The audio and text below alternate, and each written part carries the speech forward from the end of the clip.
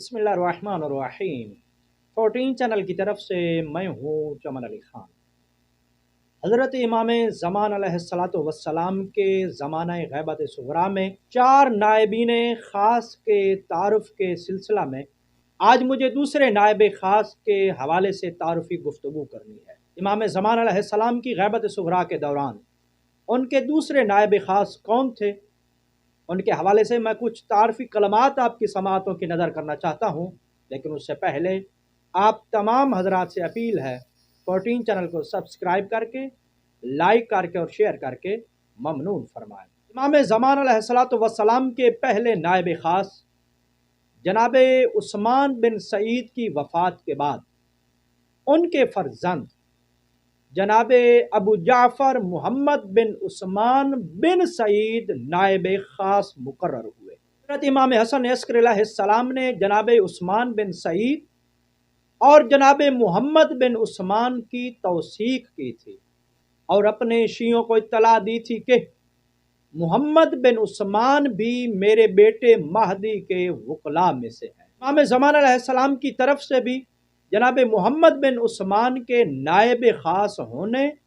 और वालिद की जगह सफ़ीर ख़ास मुकर्रर होने के हवाले से तौक़ी जारी हुई थी। जनाब शेख अब्बास कुम्मी रहमतुल्लाह अलैह अपनी किताब सफ़ीनतुल बिहार की जिल्द अव्वल में इमाम ज़मान अलैहिस्सलाम के दूसरे नायब ख़ास जनाब मुहम्मद बिन उस्मान के हालात ज़िंदगी के ज़िम्न में तहरीर फरमाते हैं कि अबू जाफ़र मुहम्मद बिन उस्मान हज़रत इमाम हादी अलैहिस्सलाम के दरमियान वास्ता थे और उन्हें बाबुल हादी कहा जाता था। वो 50 साल तक आजनाब अलैहिस्सलाम के नाहिया मुक़द्दसा की तरफ से वकील रहे और इमाम ज़मान अलैहिस्सलाम के इजाज़त इज़्न से आपसे बहुत से मौजज़े और करामात ज़ाहिर हुई। यह अजीम शख्स एक छोटे से मकान में बग़ैर किसी खिदमत गुजार के ज़िंदगी गुजारा करते थे। हसन अस्कर अलैहिस्सलाम की हयात तैयबा में ही जनाब मुहम्मद बिन उस्मान को उनके वालिद जनाब उस्मान बिन सईद की तरह इमाम हसन अस्कर अलैहिस्सलाम का तक़र्रुब हासिल था और मुहिबान अहले बैत के नज़दीक जनाब मुहम्मद बिन उस्मान भी अपने वालिद की तरह इमाम हसन अस्कर अलैहिस्सलाम के मुक़र्रबीन में से शुमार किए जाते थे। और जब जनाब मुहम्मद बिन उस्मान को अपने वालिद की जगह इमाम ज़मान अलैहिस्सलाम के सफ़ीर ख़ास होने और नायब ख़ास होने का ओहदा मिला तो उस वक्त के मुहिबान अहले बैत में से किसी ने भी जनाब मुहम्मद बिन उस्मान की अदालत और उनकी नियाबत ख़ासा के हवाले से किसी किस्म का कोई शक व शुबा ज़ाहिर नहीं किया, बल्कि तमाम मुहिबान अहले बैत के नज़दीक जनाब मुहम्मद बिन उस्मान को एक ख़ास मकाम हासिल था। जनाब शेख सदूक रहमतुल्लाह अलैह ने अपनी सनद के साथ जनाब मुहम्मद बिन उस्मान से मशहूर रिवायत की है कि जनाब मुहम्मद बिन उस्मान ने फरमाया, खुदा की कसम हज़रत साहिबुल अम्र अलैहिस्सलाम यानी हज़रत इमाम ज़मान अलैहिस्सलाम हर साल हज के मौका पर तशरीफ़ लाते हैं और लोगों को देखते हैं और लोग भी उन्हें देखते हैं, लेकिन लोग उन्हें पहचान नहीं पाते। जनाब मुहम्मद बिन उस्मान बहुत से उमूर की खबर इमाम ज़मान अलैहिस्सलाम की तरफ से शियों तक मुहिबान अहले बैत तक पहुँचाते थे, जो इमाम ज़मान अलैहिस्सलाम के वजूद के बारे में शियों की नुसरत का सबब होता था। इमाम ज़मान अलैहिस्सलाम के इस दूसरे नायब ख़ास से बहुत सी करामात ज़ाहिर होती थी कि जो उनके सफ़ीर ख़ास होने और इमाम ज़मान अलैहिस्सलाम के नायब ख़ास होने की दलील बनती थी। जनाब अबू जाफ़र मुहम्मद बिन उस्मान के लिए बाइस शर्फ एक अम्र यह भी है कि जनाब अबू जाफ़र मुहम्मद बिन उस्मान उन खुश नसीब हस्तियों में से हैं कि जिन्होंने इमाम ज़मान अलैहिस्सलाम की विलादत के फ़ौरन बाद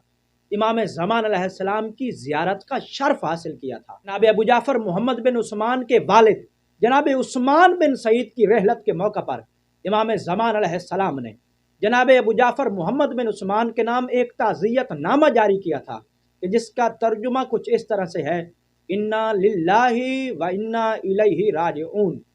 हम अल्लाह के हुक्म के सामने सर झुकाते हैं और क़ज़ाए इलाही से रज़ामंद हैं। तेरे वालिद सआदत के साथ जिंदा रहे और फ़ख्र व इफ्तिखार के साथ फौत हुए। खुदा उन पर रहमत नाजिल करे और अपने औलिया और सरदारों के साथ मुल्हक करे। वो हर वक्त उस चीज़ की कोशिश और तलाश में रहते थे کہ جو انہیں خدا اور اس کے دوستوں سے قریب کر دے، اور اس سلسلے میں وہ کوشاں رہتے تھے۔ پروردگار ان کے چہرے کو تر و تازہ رکھے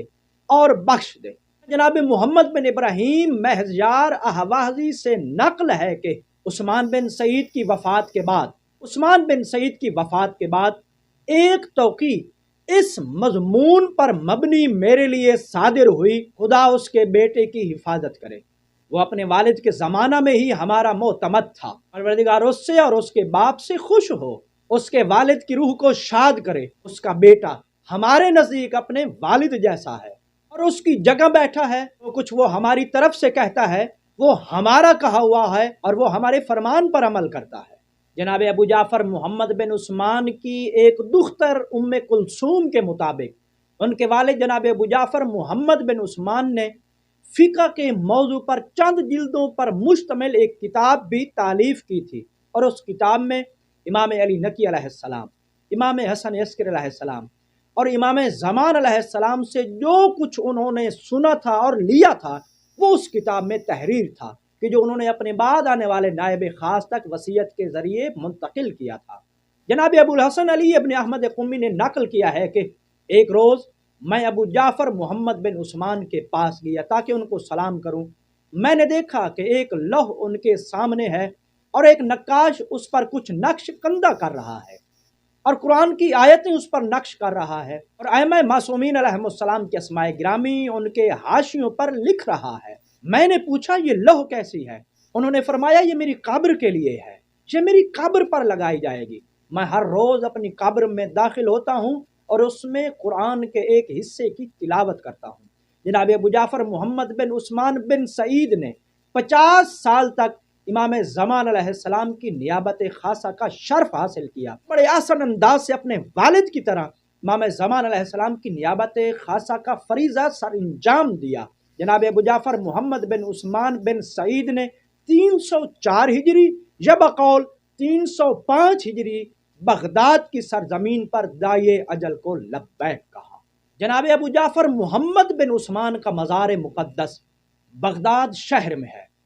خداوند متعال سے دعا ہے کہ خداوند متعال ہمیں محمد وآل محمد کے ان مقربین کی صحبت کا شرف عنایت فرمائے اور ہمیں محمد وآل محمد کی تعلیمات کے مطابق زندگی بسر کرنے کی توفیق عنایت فرمائے۔ والسلام علیکم ورحمۃ اللہ وبرکاتہ۔